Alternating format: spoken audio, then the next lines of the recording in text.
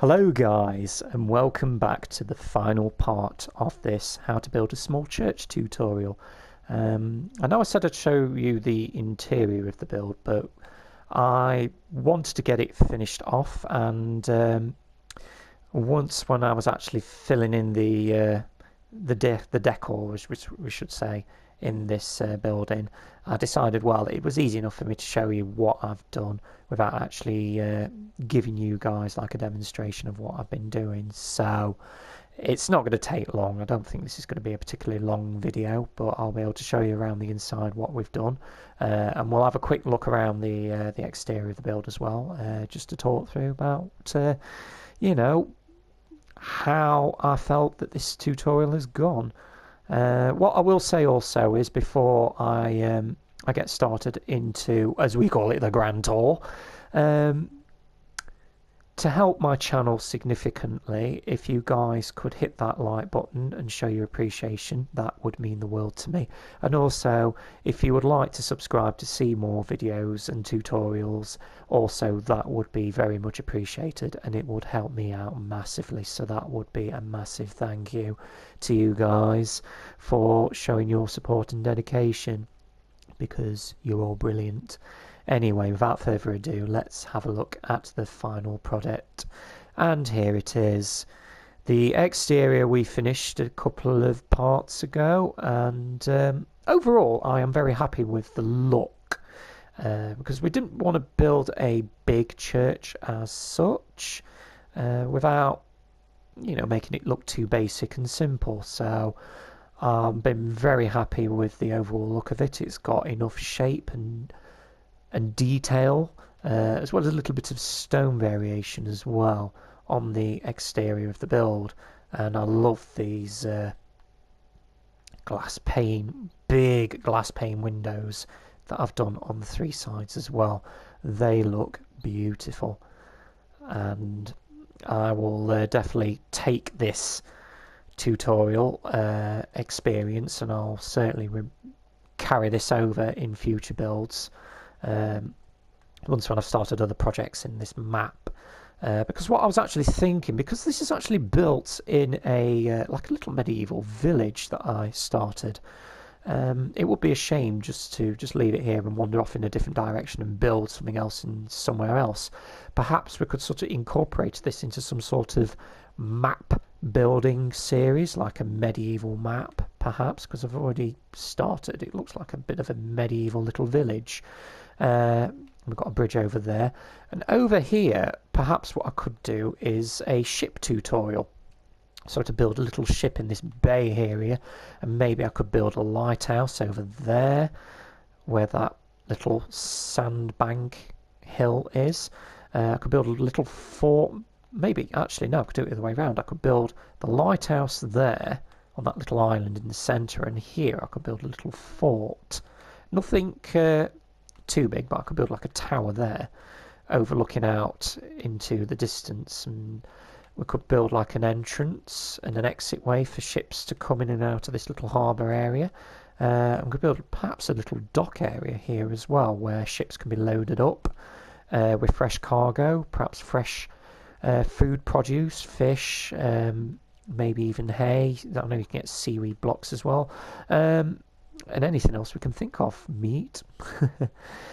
But it gives us plenty of ideas going forward in tutorial builds, and I'm really excited to get stuck into this little project and see this little, well, I'm not sure if it'll be like a town or maybe a little village. I don't want to make it too big, just to see how it looks overall. So we shall go into the interior, and I'll give you a quick tour of what I've been up to. On the walls here at the back, it looked a little bit bland and bare, so what I've done, I've placed two paintings on the wall either side, something that looked a little bit symbolic, like this angel here kneeling down and praying. We've got a little bit of a candlelight there and some clouds background there, perhaps to represent heaven maybe, and we've got a hand here lighting a candle as well. Again, that could be a symbolism of light and belief. I don't know. I'm not a Christian, so maybe some of you guys who are Christian, or you have a religious belief or background, maybe you could interpret that as something symbolic and meaningful.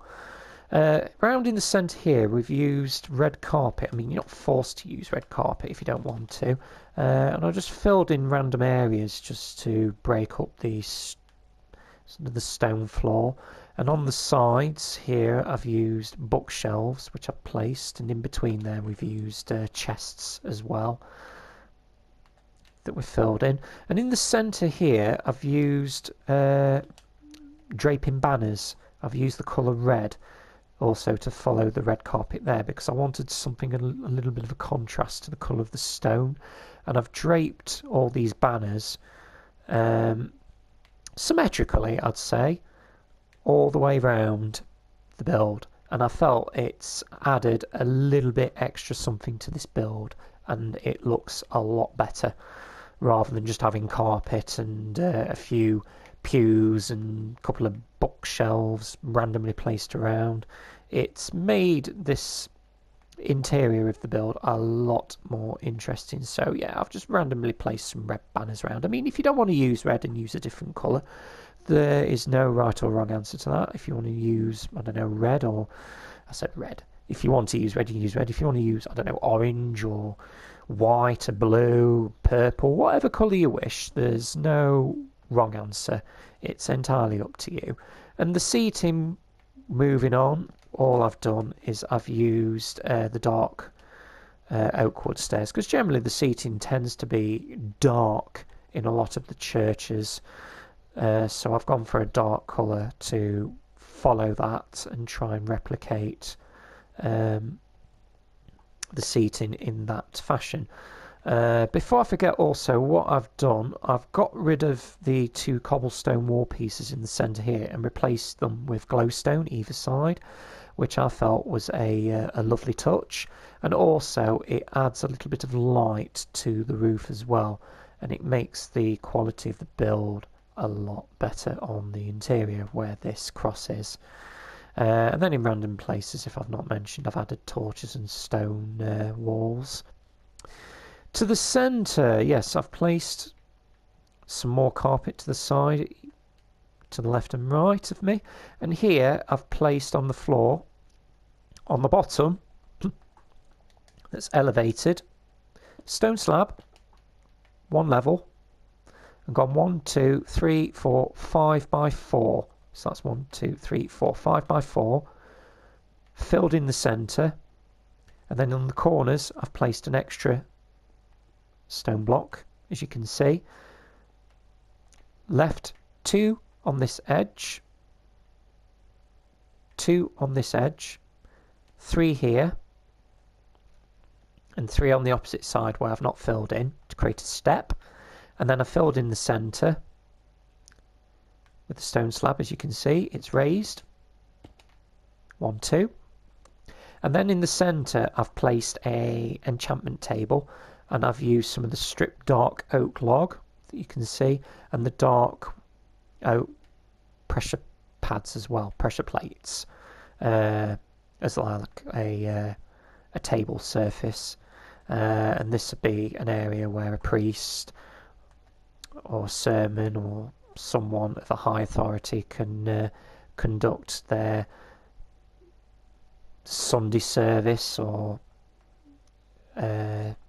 speak hymns, conduct hymns and conduct prayers as well as singing songs. And down here as well I've placed a little table, so you've got 2 positions that you can stand and speak to your onlooking audience from down there. And I think the overall view and the look of it is beautiful. I'm really happy with how this build has gone.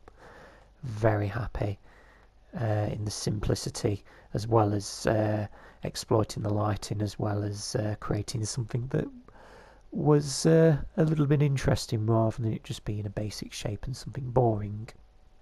In the corners here I've placed some chests as well, and at the back here, so you can place some items in You can place your chests anywhere. There's no right or wrong answer where you place them. Also, before it gets dark, at the top here I have made the bell tower. I've used the gold blocks for this, so in the centre I've placed a gold block, and then there's a gold block underneath that, and then on the corners I've placed, actually it's probably better if I show you. So I'll grab a gold block, get rid of that bed. Actually, no, we're going to need the bed because it's getting dark. So we'll grab a bed, get rid of that. So let me quickly place a bed down so that we can sleep.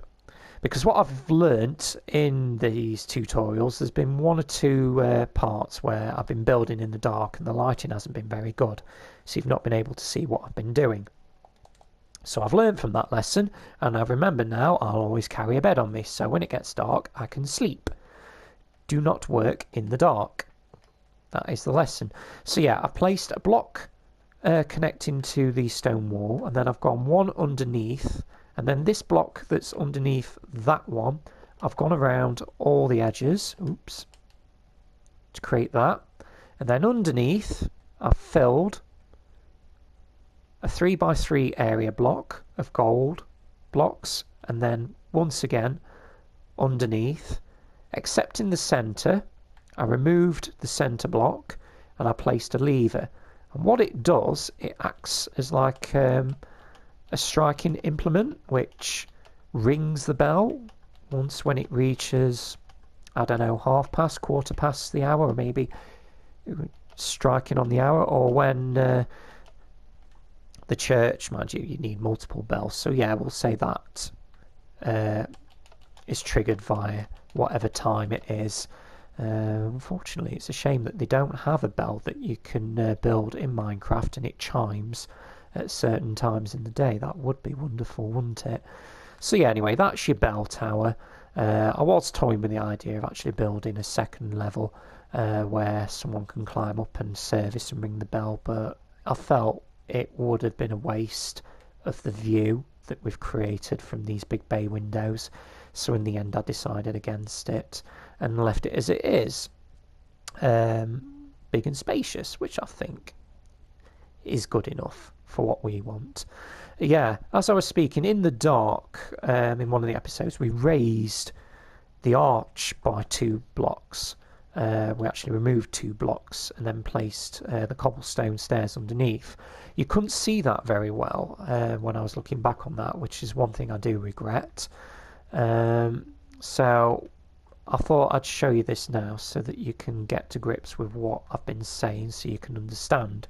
So initially this section here was 2 blocks down, and all I did was this part, this part, this part, this part, and this part, and the same mirrored on this side. I removed 2 blocks and then placed upside down stairs until it met in the middle. Then follow the pattern accordingly. Yeah, that's fine. And here I've placed 2 cobblestone walls and then placed a torch either side just to light up the tower part of the area. And I think that basically concludes everything inside the church as well as the exterior. So I think this has pretty much brought to an end of the build. I suppose what you could do, if you want to build a path, you could use stone slabs if you wish to create a little bit of an entrance. It's up to you. I suppose you could add a little bit of a graveyard as well, and maybe an outer perimeter wall. And for gravestones, I suppose what you could use, this is just an idea. No, where is it? Where are they? Yeah, stone brick stairs. And what you could do, you could place a block there. And I suppose what you could do is, for a grass path, you could dig up 2 blocks here, place them there. Yeah, I suppose that's fine. That could symbolise a grave there, or Alternatively, what you could do, use the grass path there and there, place a cobblestone wall there, and what you could then do is find the sign. Where are they? There it is. Get rid of the banners. Place it on.